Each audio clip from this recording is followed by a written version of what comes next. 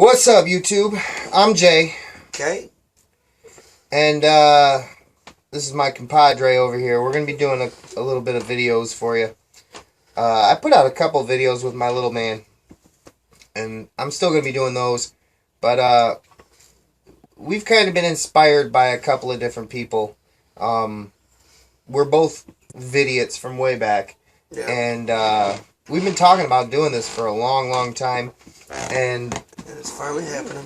we're just gonna do it. You know, all we got right now is like a cell phone camera and a $2 light from Family Dollars.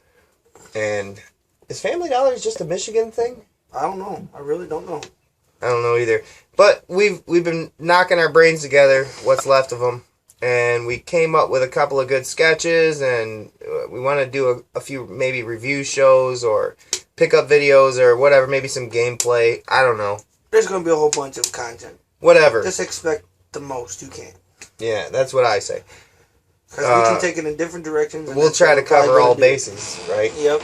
So, but for this video anyway, really I just wanted to, you know, kind of have like an introduction. You know, as of right now, I'm sure it's only a couple of friends of ours that are watching this. But if anybody ever did start watching this, this would be, you know, like I went all the way back. This would be our introduction. Right. I went all the way back to the first video that Bidhead ever put out. Bidhead 1000, by the way.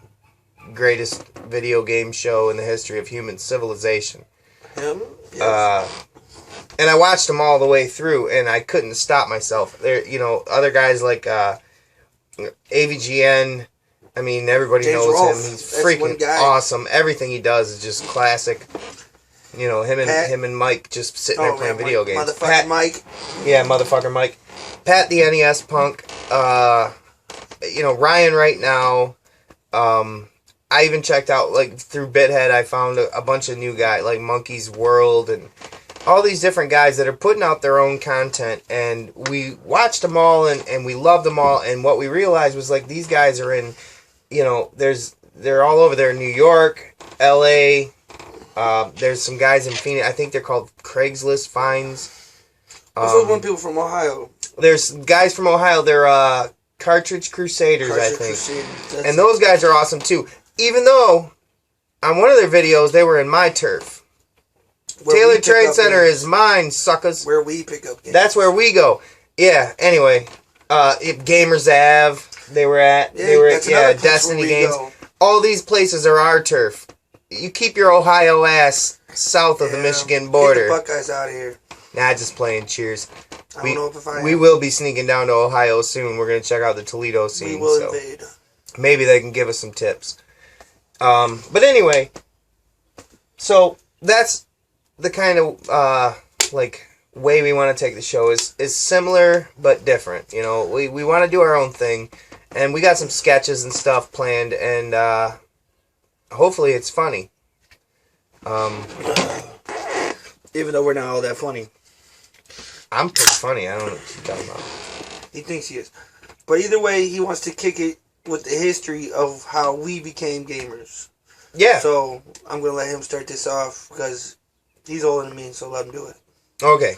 So, my history with gaming, I was probably about 4 years old, which would put me I was born in 1982, so 3, 4, 5, 6. Right around 86, my neighbor had an Atari, and I would go over there with my mom because she was visiting the neighbor lady, and I would play Atari with this kid. And, you know, I thought it was pretty cool or whatever. I remember he had E.T. for Atari, and even then, I wasn't interested in playing it. Like, I didn't know what a good or a bad game was. I just didn't want to play that. But really, my love of games took off when we moved to River Rouge from Ecorse. I was about, 6, 7 years old. And the kid down the street that I made friends with, his name was Ian. He had a Nintendo. And I never saw anything like this before. I just got hooked right away, dude. I mean, this thing was awesome. He had Mario Brothers. He had Mike Tyson's Punch-Out. He had Legend of Zelda. He had Life Force, which was so fun. And I just remember going over there like every single day for that summer. Once I figured out that this is what I was into, I was over there every single day. And I'd beg him, let's play Nintendo. And he always wanted to go in the backyard and fucking swim in his pool or wrestle or some shit. And I'm always like, come on, let's play Nintendo. And sometimes he'd be a dick and be like, oh, the game's broken and it doesn't work or whatever, which was bullshit. And he wouldn't let me play it. He was a dick. But he was also cool sometimes and he would let me play. So, ever since I saw Legend of Zelda, that was my mission in life. I went home. I was like the kid who wanted the Red Ryder BB gun sticking ads in my mom's newspapers and shit. I wanted a Nintendo, and that's all I wanted. I didn't want any toys. I didn't want nothing. I didn't want a new bike. I just wanted a Nintendo. Unfortunately, anybody from Michigan can tell you, kids in Rouge are probably broke as shit. We were poor. And we couldn't afford a Nintendo. I got into an incident at school when I was in 3rd grade, and I got pushed off a slide. Yeah, I forgot about that. And my Aunt Libby got my mom a lawyer because there were no adults around watching and whatever, and they sued. Hey, I don't know whether it's right or not to sue in that situation. Hey, man, I don't care. Money, but hey, we won, they settled, and they got some money, and that Christmas was the best Christmas ever, right? So, I don't care who was in the right or the wrong, but that Christmas, it happened during the school year, and I got, my birthday came up, I was like 7 years old. 7? Something like that.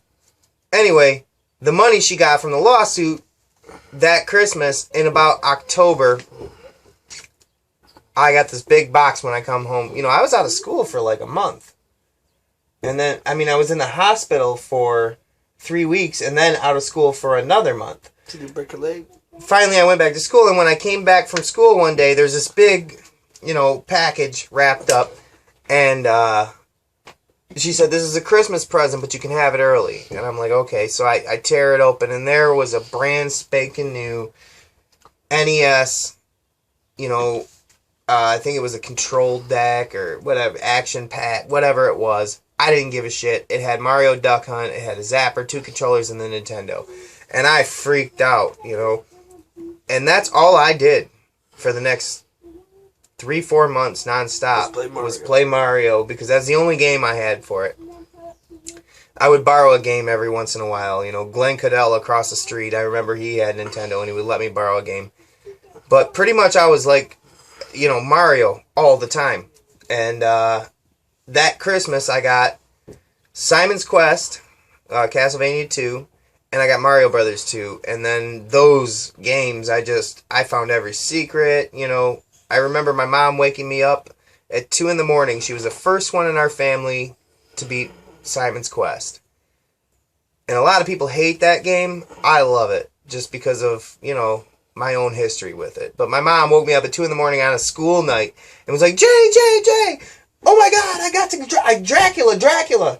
So I come out and I'm like, and she's like trying to kill him or whatever. And I'm like, use the dagger thing because I had read Nintendo Power and I knew. Use the dagger, he killed him, and she was the first one in our family to beat Dracula. And for that, I'm forever proud of my mom. And Mom, if you watch this video, congratulations on being a great mom and a great inspiration to me and making sure that I got that Nintendo. So, I could talk for 3-4 hours. Yeah, move it up. No, you haven't said anything about any other system, Joe. Alright, well anyway, that's how I got my start. Then I wanted a Super Nintendo. I couldn't get one. We couldn't afford it. Years go by. I want Super Nintendo. My brother wants a Sega. It seems like whatever my brothers wanted, they got. And one day we come out of Blockbuster Video and we go next door to Aaron's Rent-A-Center or whatever it was. And I stayed in the car. They come out with a Sega Genesis. I wanted Super. They got Sega. Right. Hey, it was still a step in the right direction. I played the shit out of Sonic. I love some Sega games. So I wasn't able to get a Super Nintendo until maybe a year before it was over with, we bought our Super Nintendo from Carl Pittman, my mom's boyfriend's cousin. And then from there we go, PlayStation and up. But, You'll get it. whatever. So, Kev. Me, Nintendo was a big thing. I got it from... My mom bought it off my cousin. And when it came out, we were excited. I personally didn't really know anything about video games because I was only like 4, maybe 5. But I do remember having Mario, and I remember having this game, Cobra Command. And Cobra Command, or I think it might be Cobra Commando, but it was my dad's game. He loved that game. He kept playing it, and me and him would sit there and play it. I didn't know anything, but it was just fun to sit there with my dad. So another reason why games brought me and family together. But I remember getting Wolverine. Wolverine was one of the first games I actually was able to play as a young kid by myself and actually get a grip of it. And then I guess we got Sega about maybe 2 years later. We only had Sonic, PGA Golf, and NHL 93. I hated golf. But I got Sonic, and Sonic was awesome because of the graphics were so much better than Nintendo. The regular Nintendo NES. And the frames would just switch, and just the concept of Sonic was awesome. And then we got Streets Rage 2, which to me is what hooked me to video games. It was the game that's basically made video games a part of my life from then on. Well, if any game's going to do it. It was Streets of Rage 2. You know. Definitely Streets of Rage 2. Me and my brother would sit there and play. He would always make me be Max all the time. Because Max had muscle, but he is slow. And he'd always be Axel, who was probably the best character you could be. Be off your dick. Yeah, a little bit. But still, I had fun. Great. But Sonic Spinball. First game I ever devastated before anybody in my family could do. Anybody. And that made me proud. Like, games just made me feel good at that point in time. Then I got the Sony PlayStation 1, and this I wasn't even supposed to get. But my mom spent the amount of money that she spent to get the PlayStation was like everything I got for my birthday that year. And I got Contra, and I got Time Commando. Time Commando was horrible. It was a crappy game. But Contra was fun. Hard, but very fun. Then I think the second game I got was Jet Moto 2. Great game. But on PlayStation, the game that probably made the most sense to me was definitely had to be fucking Resident Evil. Yeah.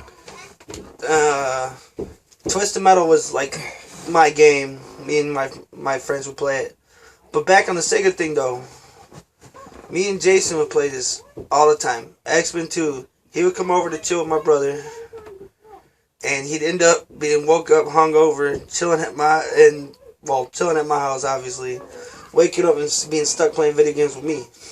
Well, I wasn't stuck, dude. I was happy. I mean, your brother was not a morning person. No, hell no. He didn't wake up till like... I always had kind of like that internal morning clock where I'd be up at 8 o'clock, I'm up, man, and we'd pour like a big-ass cereal bowl full of Blueberry or Count Chocula or whatever, and we'd sit there and we'd game together. And nowadays, I'm 30, well, I'll be 32 in September. I'm 31 now. You're 26, and that's it's only a difference of like maybe 5 years or a little bit more. And now that don't make any kind of difference. Like, who cares? But X-Men 2 is what brought us together. That's the beginning of this whole entire video. Yeah, but back then I was 13 or 14, so minus skating your ass minus 6. You were 6 years old or something. No, maybe 7. If you were 7, and I was, whatever. I'm not a mathematician. Yeah. I can't figure this shit out. I forget how to add and subtract when I drink beer. But either way, he was a little kid, and all his big older brother's friends were kind of dicks, but he was my homie. Yep. And we would get together and play video games until his brother got his hungover ass out of bed. He's the first person to give me Sonic 2. I never had Sonic 2. He was the first one. Hooked him up with Sonic 2. Yep.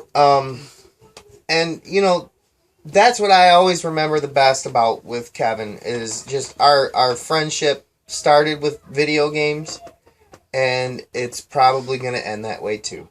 Because we're way the fuck older now, and we work together every day. Every day. I can't stand the sight of him anymore. Yeah, I'm sick of him. But tight ass friends, and our love of video games just pushes us forward, and we're gonna try to make this show be awesome for you. Yep. And just let this be known, I'm a Sega guy. He's a Nintendo guy. Nintendo all the way. I know Nintendo won the war. I know that. But I'm still saying Genesis is the shit. Well, Super Nintendo does what Sega couldn't. Hey, it's cool. But I'm just saying. Just saying. It had darker games in it. It had more intense What stuff. darker games? What? Dude, Metroid. Super Metroid. Dude, I'm not gonna fight this because they do have those good games. Like everything that's. Hey, I Nintendo love a Sega licensed too, are dude. great. I love a Sega too. But like Golden Axe and fucking. Look, right there, Sega games. Yeah. You know, I love Altered Sega. Beast, Golden Axe, Fantasy Star, Shining Force, great games. Final Fantasy!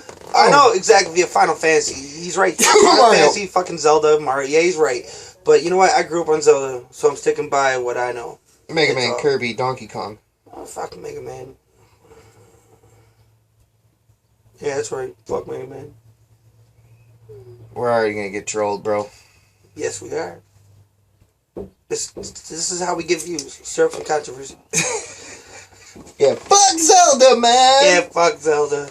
Alright, Oh, so... yeah. Alright, go ahead. No, go ahead. No, go ahead. No. You go. Well, I was just gonna say, we're sticking to the retro stuff, so I have no need to go beyond PlayStation, right? Well, for now. Yeah, so... But I'm not, like, just retro. I mean, you aren't either. I mean, I have... No, that's what I'm saying. We're not just retro gamers. We're not just retro. I also play everything. You know, it doesn't matter to me. But mostly my love is in the retro area. Go ahead. Spit whatever you gotta... I think we should do, like, a rundown top 5 favorite games of all time. Yeah, okay, go first.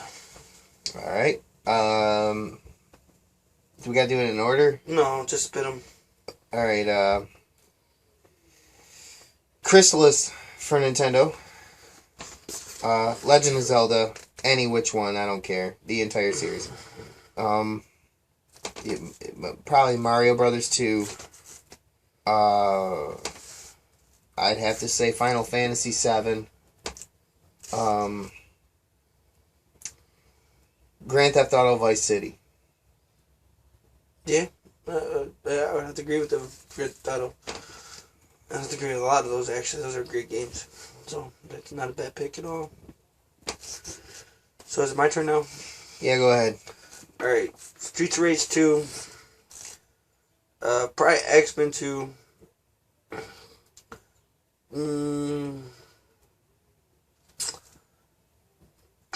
Wolverine probably would have to be another one. It's classic. Elder Scrolls Oblivion is another big one. Yeah. And Castlevania has to be my top. Those are probably my top 5.